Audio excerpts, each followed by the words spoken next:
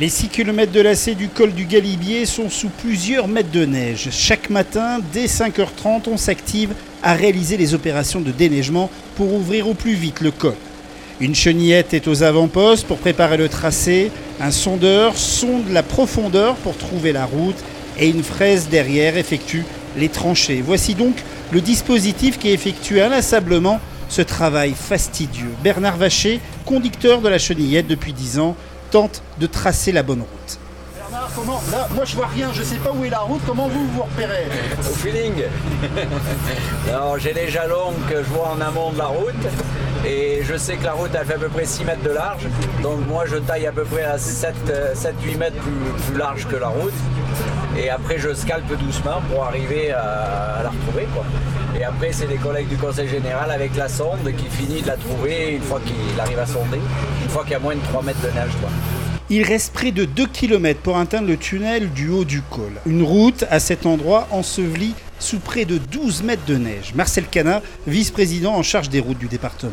Plus on monte, plus on en trouve. Et quand on arrive dans des talus comme ça, on arrive à 8, 10, 12 mètres de neige. Bon, une année exceptionnelle, puisque 10, 12 mètres de neige, on n'a jamais autant vu. Et ce qui rend le travail un peu plus compliqué, c'est une neige extrêmement dure. Donc on le voit avec la chenillette, bon, ça passe à peu près, mais quand on arrive avec la fraise, cette neige est très dure. Cerise sur le gâteau, dans des talus comme ça, on voit qu'il y a des pierres. Quand les pierres passent dans les fraises, ça nous fait des dégâts. Quand ça nous casse la clavette, ça va très bien, mais bon, après, c'est vrai qu'on arrive à avoir aussi des petits dommages là-dessus. Derrière, la fraise avance au rythme de 300 mètres par jour. Un travail fastidieux et délicat. Le fait de ne pas voir la route amène quelquefois la machine à se tanker dans la neige. C'est ce qui s'est passé lors de notre reportage. Jérémy Sionnet, le conducteur. La neige porte de temps en temps et là non. Voilà. Et là c'est parce qu'on est dans un ravin qui est bien sûr difficile à voir. Non, c'est juste le fossé qui est au bord de la route et il y a la banque blanche et il est juste à côté et là j'étais un peu trop loin. Autre danger, le risque d'avalanche élevé en cette période de fonte des neiges. François Pinatel est guide à la Grave depuis plus de 30 ans et assure la surveillance de la zone de chantier. Bonjour. Régulièrement, ici, on a eu cette partie qui est descendue.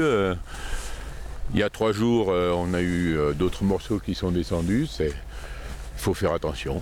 Le retard à l'ouverture est d'environ une dizaine de jours. Le col du Galibier devrait ouvrir aux alentours du 10 juin, le col de l'Isoire d'ici la fin de cette semaine et le col Aniel d'ici le 20 juin.